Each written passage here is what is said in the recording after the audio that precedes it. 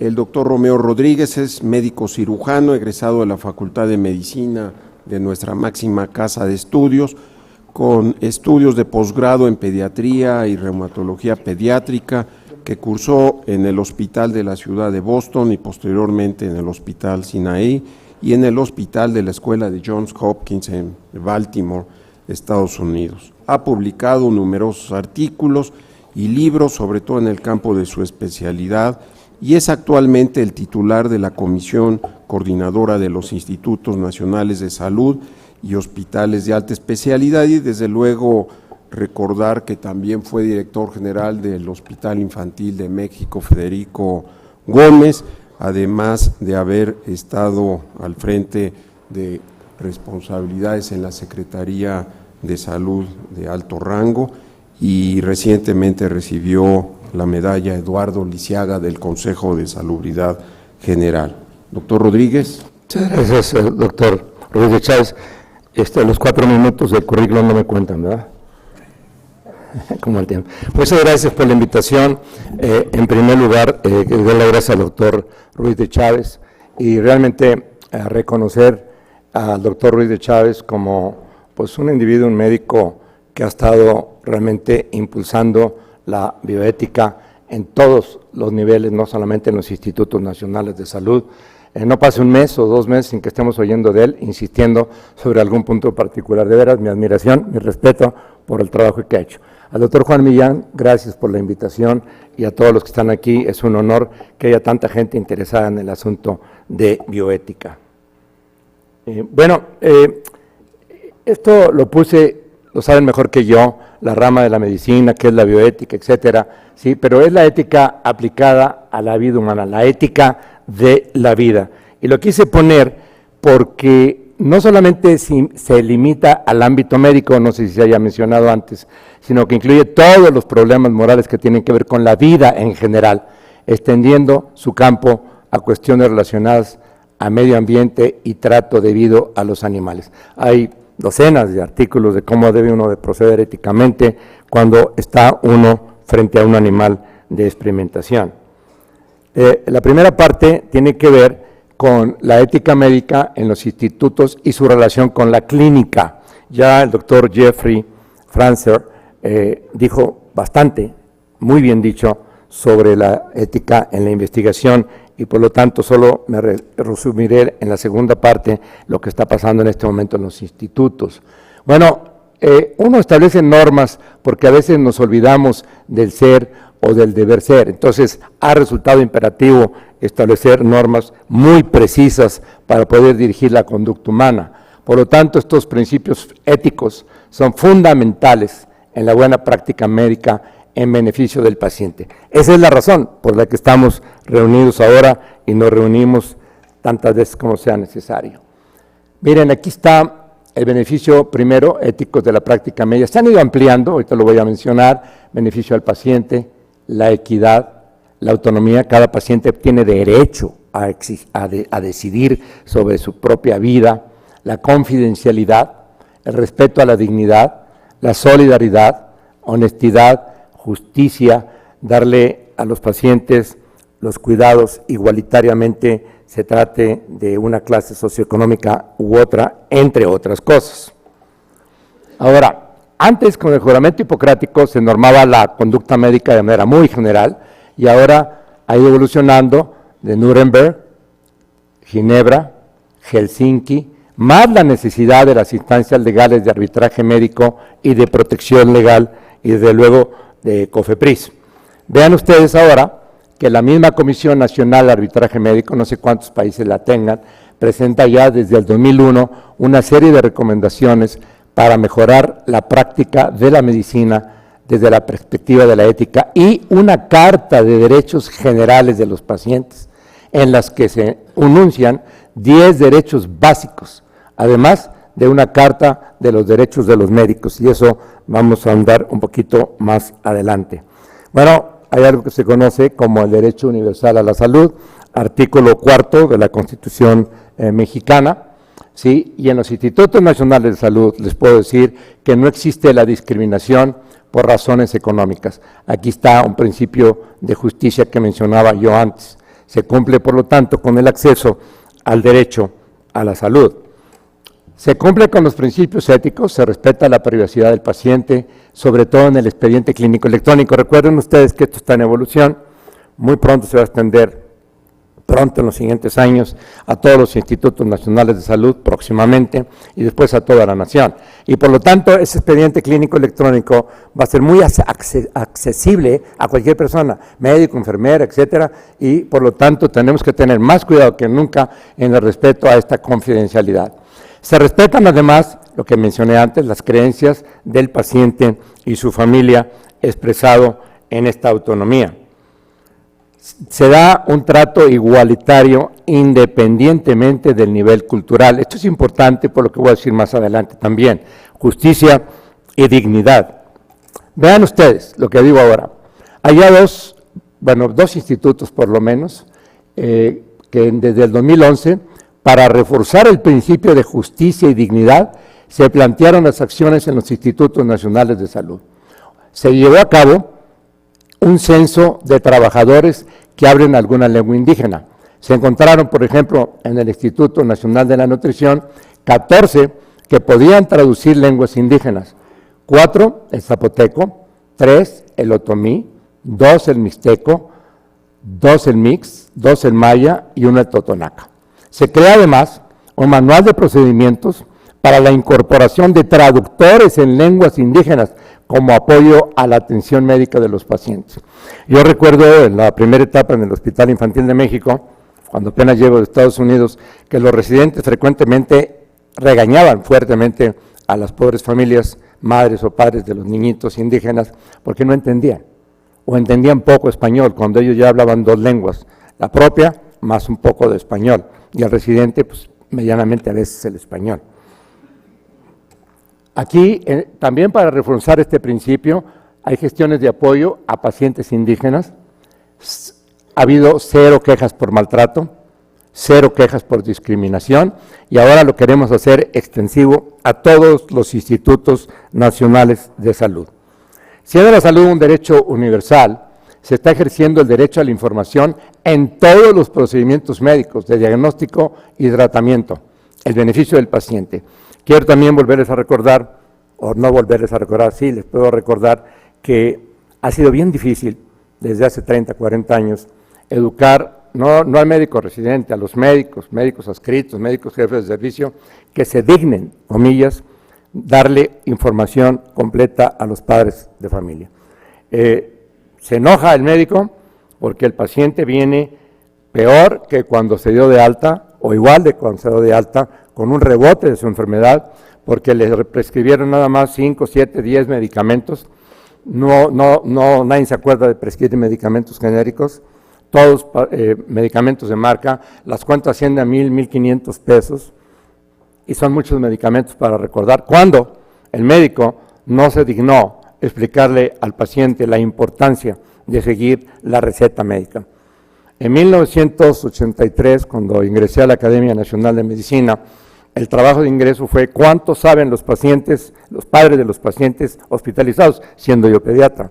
Sabían el 22% del máximo que podían saber.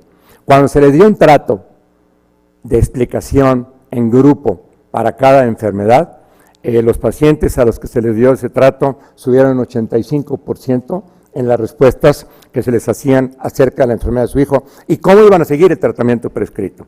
Mientras que el grupo control del 22% subió al 30% con solo la poca información que se les daba. De modo que estamos insistiendo mucho en los institutos de que esto sea muy, muy importante. El personal médico que ofrece los servicios en los institutos es preparado con un nivel competitivo a nivel internacional y ofrece estos servicios tanto en el ámbito público como en áreas privadas del mismo hospital.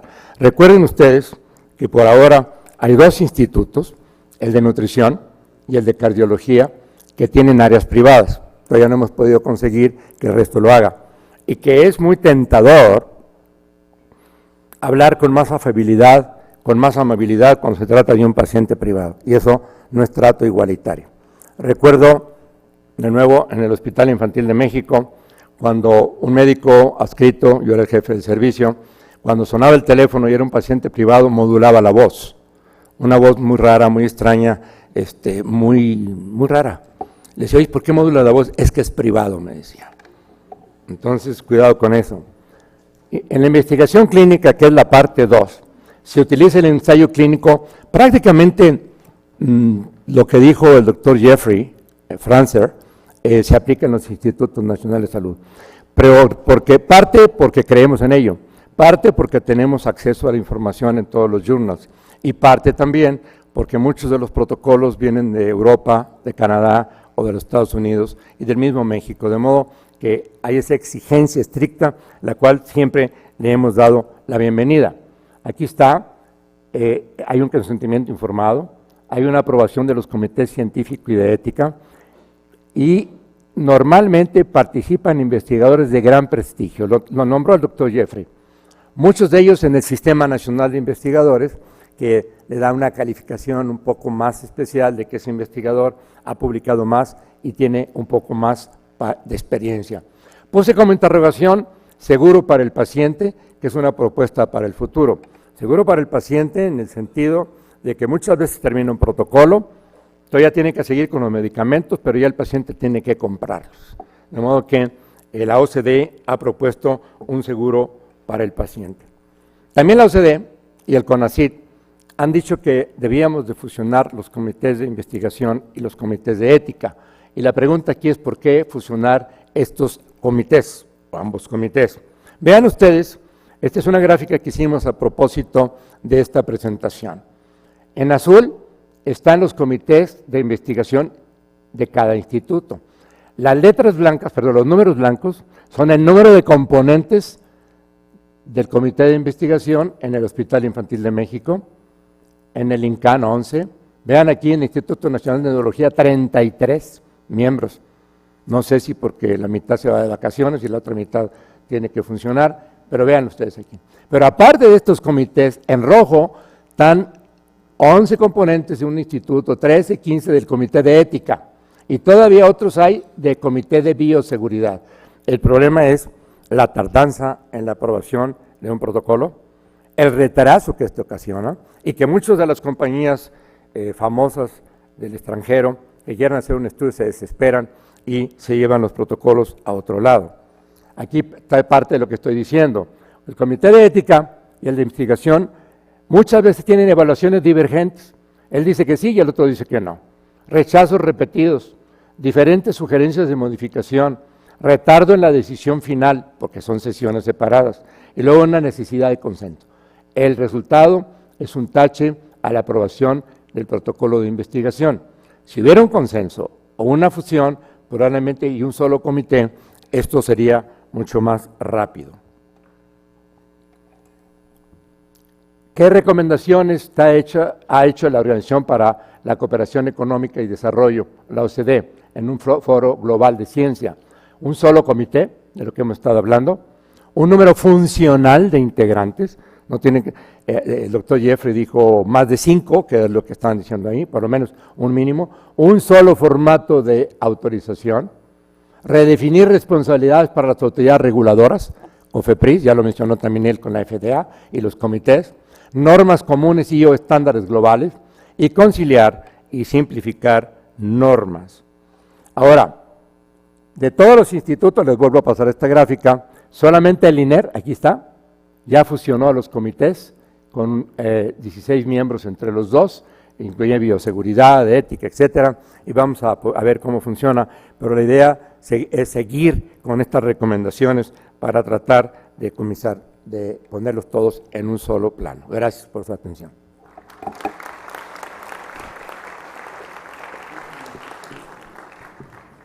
Gracias, doctor Romeo.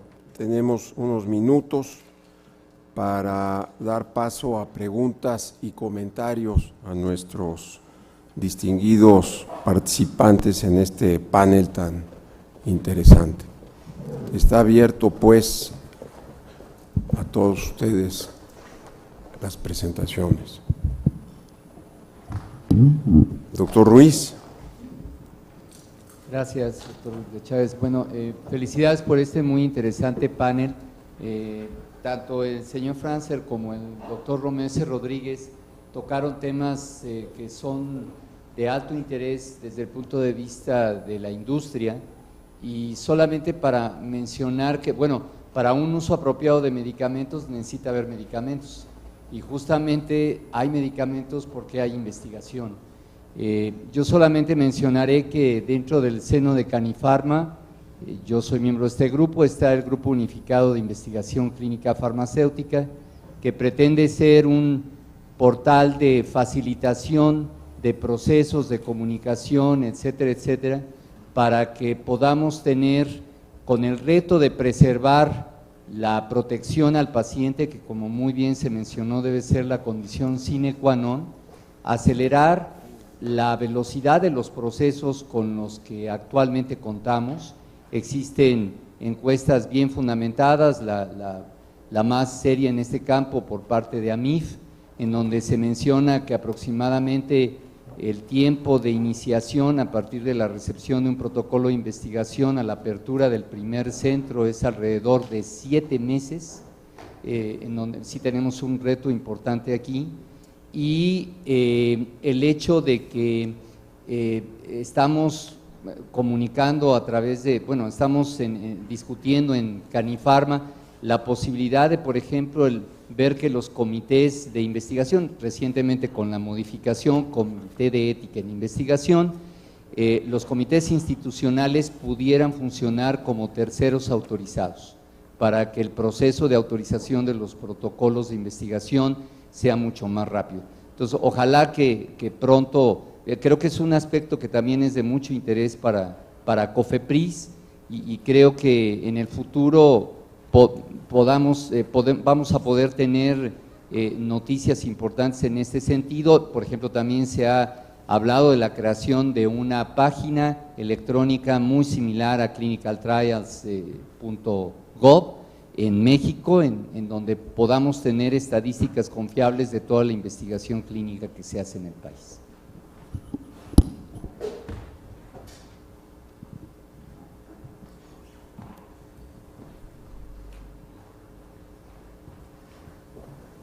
El doctor Cava. Gracias, doctor. Creo que en base a algunos de los temas que se han tocado en este panel y lo que se menciona en este momento, creo que es importante resaltar la modificación que se hizo a la Ley General de Salud con respecto a los comités hospitalarios de bioética y los comités de ética en investigación, que se publicó en diciembre del año pasado, en donde se establece que a través de la Comisión Nacional de Bioética se elaborarán los instrumentos de lineamientos para el establecimiento y funcionamiento de los comités. Hablando de los comités de ética en investigación, que es lo que nos está atañendo en este punto en particular, se establecen algunas situaciones, por ejemplo, la posibilidad de que el Comité de Ética en Investigación y el Comité de Investigación sesionen de manera conjunta para dictaminar protocolos de investigación, más no la fusión de los comités, porque el Comité de Ética e Investigación tiene muchas otras funciones, no únicamente la aprobación y la dictaminación de protocolos. Entonces, para la dictaminación de protocolos sí es conveniente la fusión de los comités, pero para otras de las tareas relacionadas con ética en investigación de la institución, no es tan conveniente. En general, pues es muy importante resaltar, ¿no?, ahora esto de las disposiciones elaboradas por la Comisión Nacional de Bioética.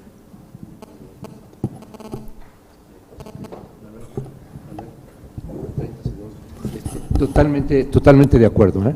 Esta fusión de la que hablaba, en el caso mío, es para la revisión de los protocolos. Justamente se ejemplificó con una diapositiva que decía la tardanza y el bloqueo, etcétera. El resto tiene toda la razón. Gracias, doctor Romero.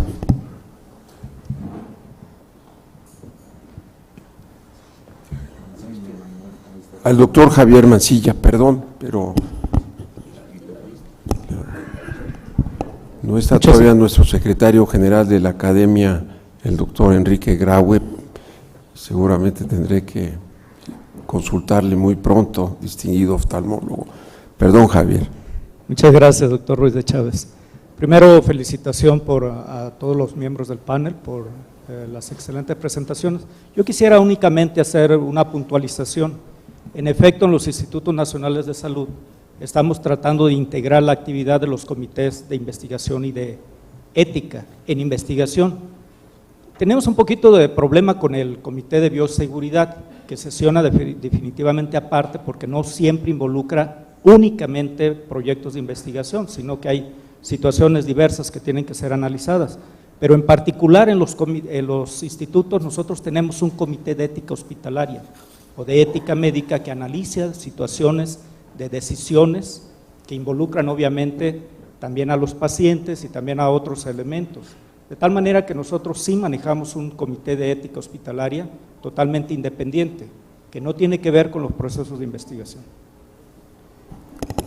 Gracias, doctor Mancilla. Yo quisiera preguntarle a nuestros distinguidos invitados internacionales, particularmente al doctor Samarriego o al doctor Caracuel, si tuvieran alguna reflexión que hacer en relación a los temas que han abordado nuestros panelistas.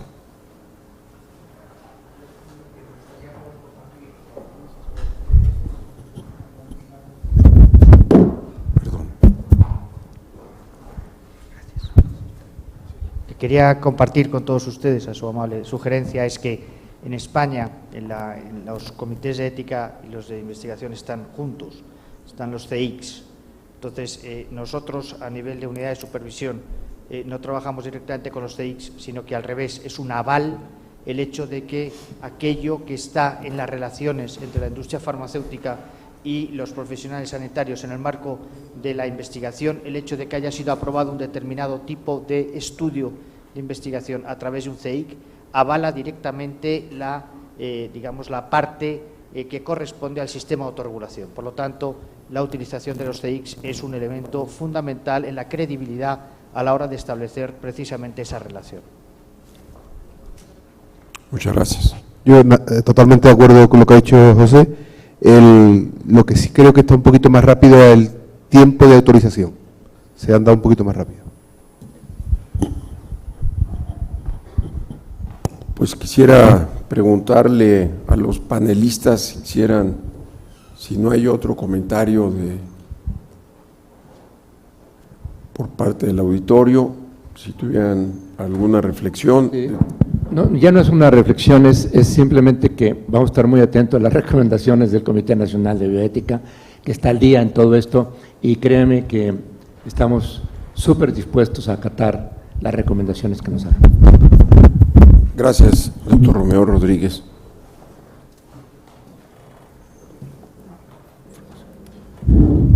I would just like to say that we have some of the similar issues. Algunos temas similares en Estados Unidos y obviamente es un desafío increíble tratar de equilibrar la burocracia contra la necesidad de proteger a los pacientes, y es algo que todos vamos a seguir trabajando con esto en toda la industria.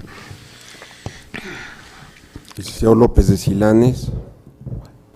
Bien, vuelvo sobre el famoso tema de investigación, además de los marcos, la regulación, la ética, en general la promoción de la actividad en el país debe ser y considerarse como una actividad inherente a la propia academia y a las actividades que todos y cada uno de nosotros realicemos. Hay que promover que se haga, además de regular. Doctor Millán, muchas gracias.